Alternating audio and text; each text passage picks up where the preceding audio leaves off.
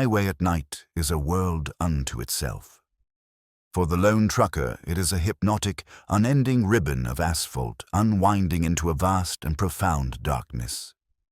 The road is their office, their universe, a place of solitude where the miles tick by under the steady drone of a diesel engine. They are the masters of this domain, familiar with every curve, every grade, every lonely mile marker. But the highway is also a place of high strangeness. It cuts through forgotten landscapes and slices through the dark heart of the country, places where the rules of the normal world seem to grow thin. In these desolate stretches, the road can become a stage for the inexplicable, the terrifying, and the downright impossible. Today, we're getting behind the wheel and heading into that darkness. These are 3 true, deeply disturbing accounts from truckers who, while driving on the open road, encountered something so horrifying and unnatural that it shattered their understanding of the world. These are the stories that are born on the asphalt in the dead of night when you're miles from anywhere and something is terribly wrong. Story 1. The Toll Road. Our first story comes from a driver named Rick, a man who spent his career hauling chemicals in a tanker truck. By 2007, Rick was a seasoned veteran, a man who valued predictability and routine above all else. His routes were often the same, his stops were planned, and his truck was his sanctuary. But one foggy, moonless night on a newly opened stretch of toll road in rural Oklahoma, he found himself on a journey he didn't pay for. A terrifying trip down a road that seemed to lead directly to hell. The new toll road was a godsend for truckers. It was a privately owned bypass that cut 100 miles off the old, winding state highway, saving drivers hours of time. It was pristine, wide, and almost always empty, especially at night. On this particular night, around 1 a.m., Rick was one of the only vehicles on the road. A thick, low-lying fog had rolled in, reducing visibility and muffling all sound, creating an eerie, isolated atmosphere. He approached the toll plaza, a brightly lit island of modernity in the middle of the dark, empty prairie. As he pulled up to the truck's cash lane, he saw that the booth was empty. This wasn't unusual. At this hour, many toll roads were automated. He expected to see a machine with a basket for coins and a slot for bills. Instead, the lane was blocked by a simple, old-fashioned wooden barrier arm, like something from the 1950s. And sitting in the booth was a man. The man was old, skeletal thin, with skin like pale, wrinkled parchment. He was wearing an old, faded toll collector's uniform and a cap that shadowed his eyes. The booth itself was strange. It was dimly lit by a single, bare, yellowed bulb, and there was no modern equipment inside. No computer, no credit card machine, just an ancient-looking cash register. Rick rolled down his window, the damp, foggy air chilling his cab. "Evening," he said. "Didn't know they had this lane manned at this hour." The old man didn't look up. He slowly, deliberately, extended a bony, trembling hand. He didn't say a word. His palm was open, waiting. Rick frowned. The toll was supposed to be $20, a steep but worthwhile price. He pulled out a $20 bill and leaned out to hand it to the man. As his fingers brushed against the old man's skin, a shock of intense, unnatural cold shot up his arm. The man's hand was as cold as a piece of frozen meat. Rick snatched his hand back, his heart suddenly pounding. The old man's fingers, slow and arthritic, closed around the bill. He still didn't look up. He turned, rang up the sale on the ancient cash register, which made a loud, jarring cha-ching sound, and then, with a slow, creaking motion, he lifted the wooden barrier. As Rick drove away from the booth, he glanced in his rearview mirror. The old man was now looking up, and in the dim yellow light of the booth, Rick could see his eyes. They were milky white, completely blank, like the eyes of a blind man or a corpse. A shiver of pure dread went down Rick's spine. He tried to shake it off. It was just a creepy old man at a creepy old toll booth. He focused on the road ahead, but the feeling of wrongness lingered. The profound cold from the man's hand seemed to have seeped into his own skin. He drove for about 30 minutes, the fog thickening around him. The road remained perfectly empty. He didn't pass a single car. He checked his CB. Dead silent. His phone had no signal. The sense of isolation was becoming absolute. It was then that he noticed the road signs. They were the same old-fashioned green and white signs, but the names of the towns on them were wrong. They were names he'd never heard of, places that weren't on his map. Sorrows Creek, Blackwood, Ember Falls. And the mileage markers were counting down, not towards his destination, but towards something else. Ember Falls, 10 miles. Panic began to bubble in his chest. Had he taken a wrong turn? Impossible. This was a single, straight toll road. There were no other exits. He felt a terrifying, ludicrous thought enter his mind. The old man had sent him down the wrong road. He had paid the toll and been granted access to a highway that wasn't on any map. He kept driving, his eyes scanning the darkness for any familiar landmark. The fog grew so thick that he was forced to slow to a crawl. The road began to change. The pristine new asphalt became cracked and weathered. Weeds grew up through the seams.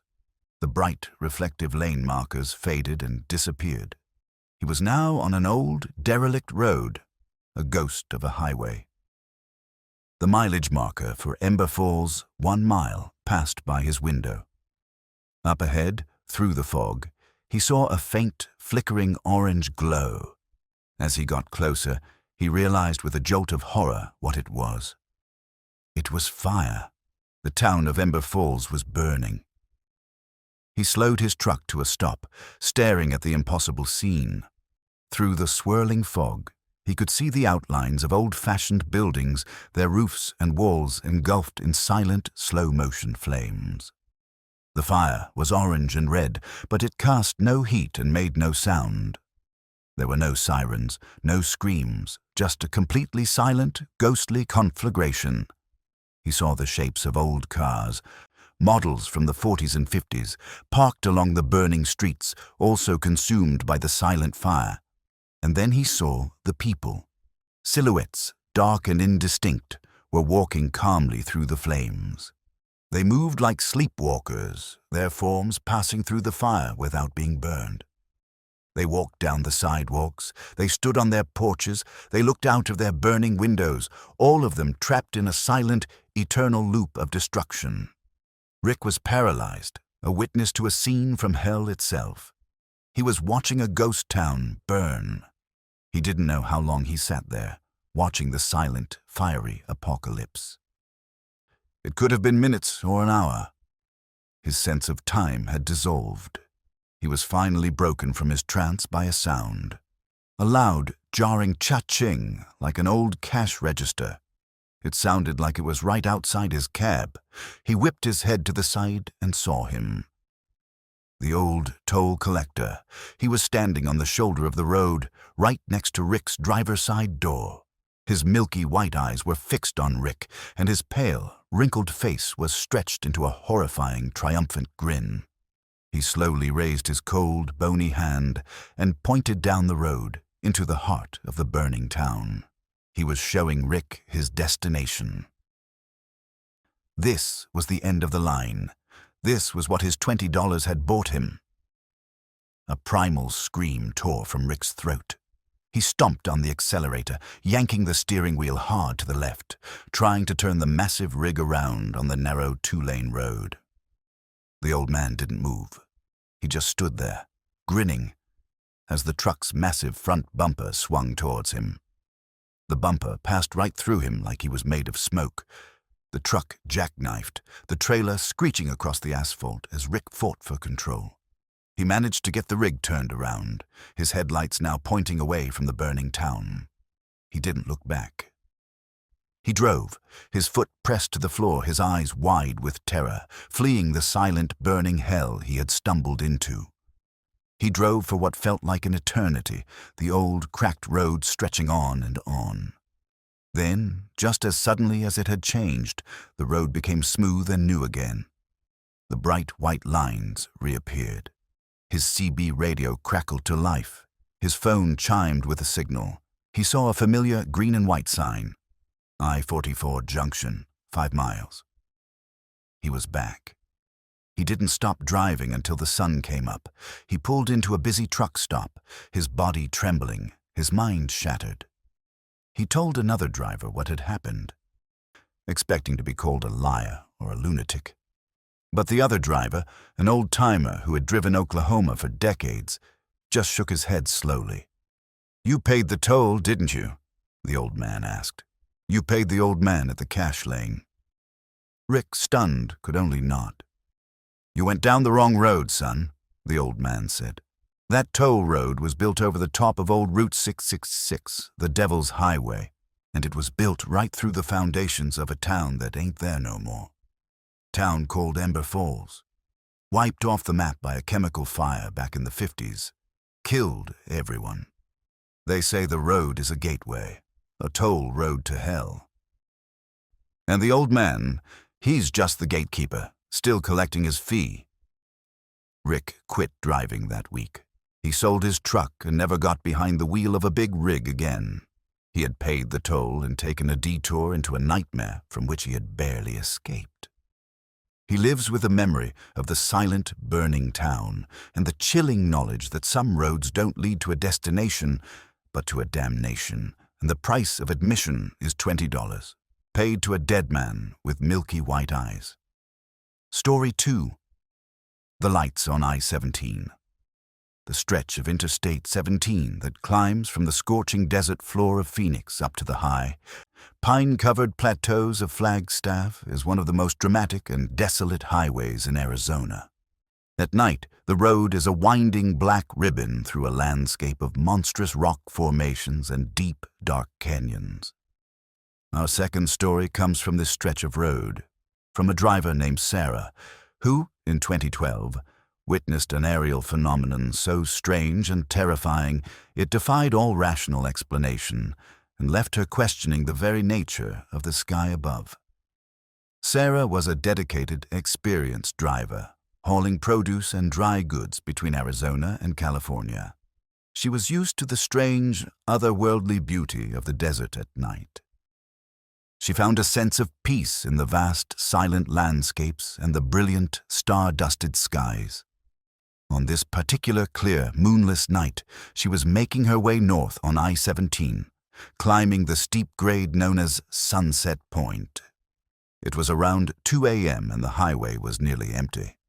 She was listening to a late-night talk radio show, the host discussing UFO sightings and government conspiracies, a topic Sarah usually found amusing but didn't take seriously. She was a grounded, practical person. Her world was made of tangible things: asphalt, diesel, logbooks, and the solid weight of her cargo. As she rounded a long, sweeping curve, a light caught her eye. It was high up to the west, over the dark, jagged peaks of the Bradshaw Mountains. At first, she thought it was a star, or perhaps a satellite, but it was too bright, and it was moving. Her next thought was that it was an airplane or a helicopter, but the light wasn't blinking, and it wasn't moving in a straight, predictable line. It was a single, brilliant point of white light, and it was moving erratically, darting left and right, up and down, with a speed and agility that seemed impossible. It would hover motionless for a few seconds, then shoot across a vast expanse of sky in an instant, leaving a faint, ghostly trail. It made no sound. Sarah's curiosity turned to awe, and then to a growing sense of unease. She had been driving this route for years. She knew the flight paths for the Phoenix airports. She knew the patterns of the military jets from the nearby Air Force base. This was none of those things. This was something else. She watched the light for several minutes as it performed its silent, impossible ballet in the sky. Then it was joined by another. A second point of brilliant white light appeared as if from nowhere and began to move in perfect, synchronized harmony with the first. The two lights danced and weaved around each other, creating intricate, geometric patterns against the black canvas of the sky. They moved with a fluid, intelligent grace that was both beautiful and deeply unnerving. Then a third light appeared, and a fourth, and a fifth. Within a minute, the sky to the west was filled with dozens of these silent, brilliant lights. They formed a massive, silent fleet stretching for miles across the horizon. They moved together, sometimes in a tight, perfect formation, a V, a circle, a grid, and sometimes in a chaotic, swirling swarm, like a school of bioluminescent fish in a deep ocean. Sarah felt her jaw go slack. The talk radio show she had been listening to faded into the background. This was not a weather balloon. This was not a flock of birds. This was a massive, silent, intelligently controlled phenomenon, and she was the only one on this dark, lonely highway to witness it. She fumbled for her phone, wanting to record it, to get proof of what she was seeing. But as she held it up, she realized the futility. Her phone's camera would never be able to capture the scale and brilliance of what was happening. This was a moment that would exist only in her memory. As she watched, mesmerized and terrified, the behavior of the lights changed. They stopped their intricate dance and formed a single, massive, horizontal line that stretched across the entire western sky. They hovered there, motionless, for a long, tense moment. The silence was profound. It felt like the world was holding its breath. Then, one by one, starting from the far left, the lights began to change color. They shifted from brilliant white to a deep, pulsating blood red. The change moved down the line, light by light, like a slow-motion wave of crimson. As each light turned red, it seemed to emit a low, almost subaudible hum, a deep, vibrating frequency that she could feel in her chest, in the steering wheel, in the very frame of her truck. The entire sky was now painted with a line of silent, throbbing red orbs. The sight was apocalyptic. It was no longer beautiful. It was terrifying. It felt like a display of power, a warning, a prelude to something unimaginable. Sarah's heart was pounding. She felt an overwhelming primal urge to flee. She pressed down on the accelerator, her truck groaning as it climbed the steep grade. She wanted to get away, to put as much distance as possible between herself and the terrible, silent red lights. But as she sped up, the lights reacted. The massive red line in the sky broke apart. The lights descended from the heavens, dropping towards the highway with breathtaking speed. They were no longer distant points of light. They were large, glowing spheres, and they were coming for her. Her cab was suddenly bathed in an intense crimson light. The humming grew louder, a deafening, bone-jarring vibration that seemed to shake her truck to its core. She looked out her driver's side window and saw one of the red orbs pacing her truck just a few hundred feet away, hovering silently above the desert floor. It was a perfect sphere of pulsating red light, about the size of a car, and it moved with a terrifying, silent grace, matching her speed exactly. She looked in her other mirror. Another orb was pacing her on the right. She looked ahead. A third orb was now in front of her, leading her up the highway, bathing the road ahead in its hellish red glow. She was being escorted. She was being herded. Panic, raw and absolute, took over. She was trapped, surrounded by these silent, impossible objects. She grabbed her CB mic, her hands shaking so badly she could barely key it. "Mayday! Mayday! I-17 northbound! Near Sunset Point!" she screamed, her voice cracking with terror. "I'm surrounded. There are lights. Red lights everywhere." A voice, calm and steady, immediately came back over the radio. "Driver, what's your 20? We see you. Just keep driving. Do not stop. I repeat, do not stop." The voice was a shock. Who was it? Another trucker? The police? But the voice wasn't on Channel 19. It was on a different channel, one she hadn't been on. It was as if her radio had switched channels on its own. "Who is this?" she cried. "What's happening?" "Just keep driving, ma'am," the calm voice replied. "Maintain your speed. Do not engage. We have the situation under control." The voice was professional, military-sounding. It was then that she noticed two new lights far behind her in her rear-view mirror. They were not red orbs. They were the familiar, flashing blue and red lights of law enforcement or military vehicles, and they were approaching at an incredible speed, closing the distance to her truck. As the official-looking vehicles got closer, the red orbs surrounding her truck seemed to react. The one in front of her shot straight up into the sky, disappearing in the blink of an eye. The orbs on her sides broke off their escort, veering away from the highway and heading back toward the mountains at an impossible speed. Within seconds, they were all gone, their red glow fading into the darkness. The humming stopped. The crimson light vanished. The world returned to normal. Two black, unmarked Ford Explorers, the source of the flashing lights, screamed past her truck. They didn't stop. They continued up the highway at high speed and disappeared over the crest of the hill. Sarah pulled her truck over onto the shoulder, her body trembling, her mind a chaotic mess. The entire event had lasted maybe 10 minutes, but it had felt like a lifetime. The calm, military voice on her radio was gone. The channel was silent. She sat there until the sun came up, the first rays of dawn revealing a normal, empty desert landscape. She tried to tell herself it was a dream, a highway hypnosis hallucination of epic proportions, but the memory was too vivid, too real. And the voice on the radio, who was that? How did they know her location? How did they see her? Sarah never reported the incident to her company or to the authorities. The voice on the radio had made it clear that this was an event she was not supposed to talk about. The situation was under their control. She was just a civilian who had been in the wrong place at the wrong time, a witness to a silent, secret war being fought in the skies above the sleeping desert. The experience left a permanent mark on her. She could no longer look at the night sky with a sense of peace. She now saw it as a place of secrets, a dark stage for events beyond her comprehension. She had learned that the world was far stranger than she had ever imagined, and that the most terrifying things on the highway are not always on the road itself, but in the vast, silent, and watchful darkness above it. Story 3.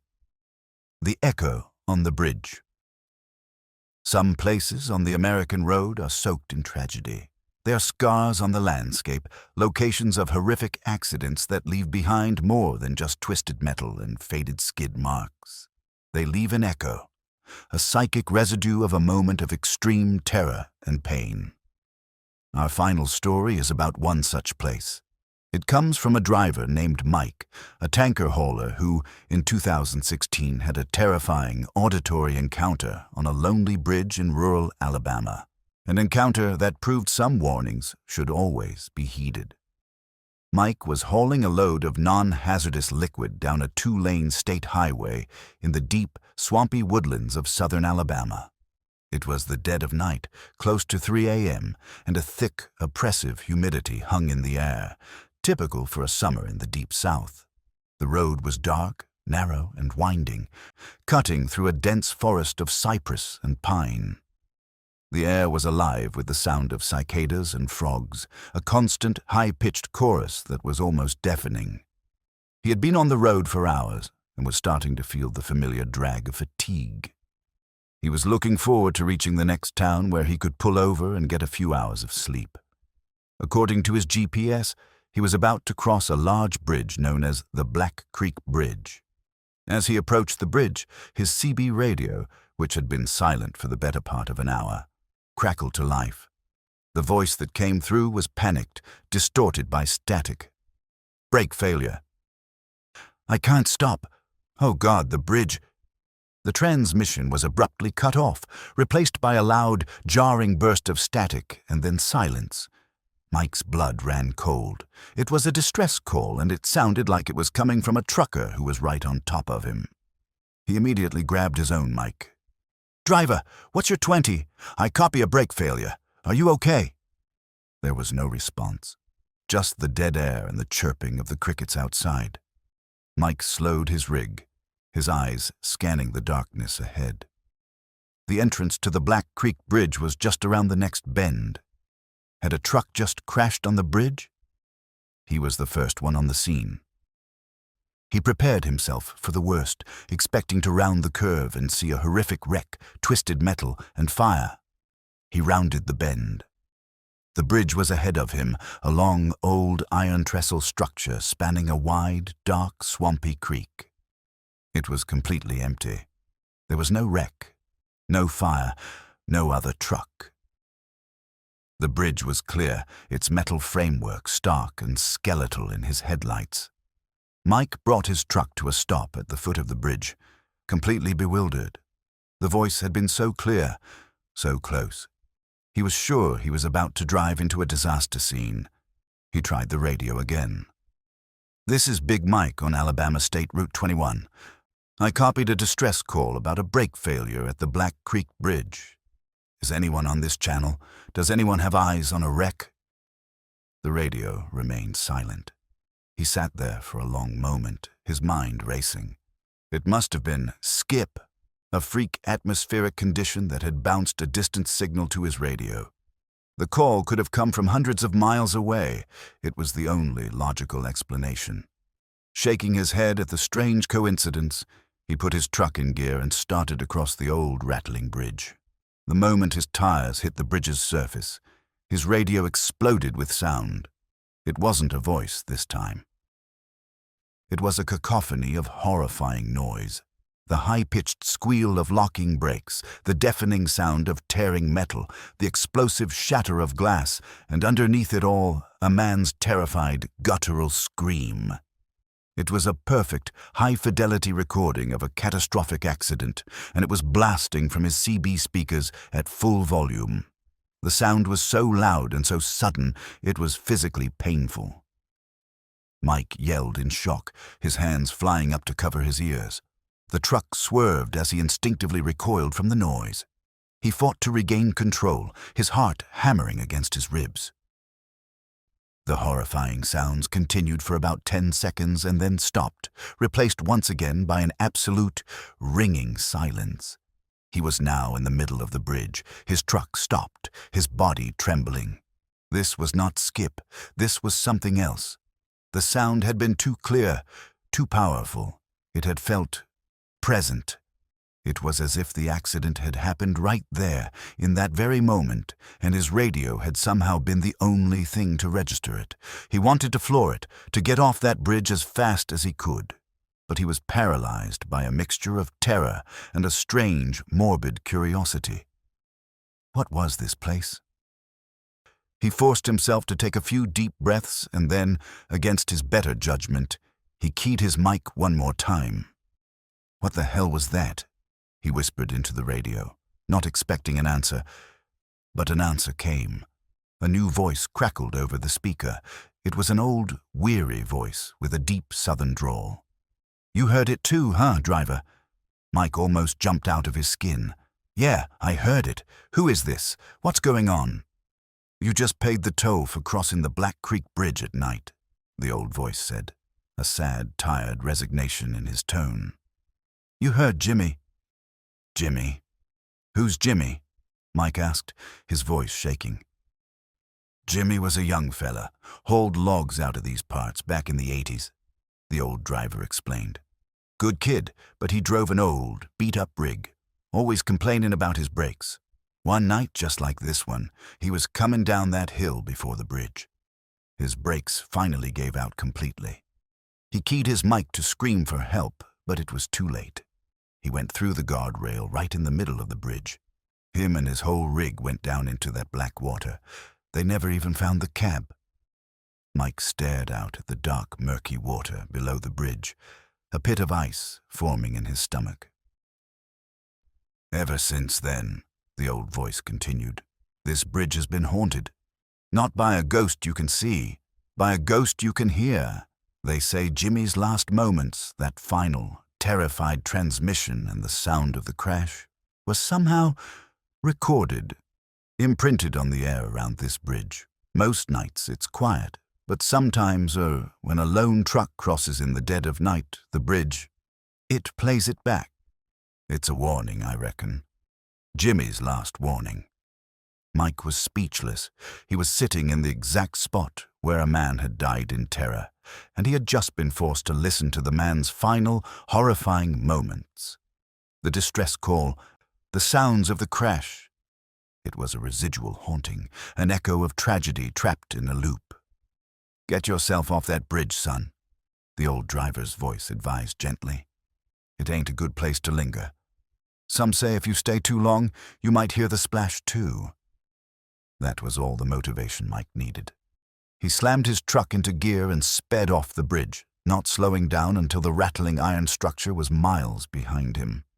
He tried to thank the old driver on the radio, but the channel was silent again. He never heard the old man's voice again. He wondered if the old driver was even real, or just another part of the bridge's ghostly legend. The experience left a deep scar on Mike. He had been a skeptic his whole life, a man who believed only in what he could see and touch. But that night, he had heard the impossible. He had heard a moment of death, perfectly preserved in time, broadcast through his radio. He had learned that some places are not just locations on a map, but repositories of pain, and that the highway is haunted not just by the living, but by the echoes of the dead, their last desperate warning still crackling through the static in the dead of night.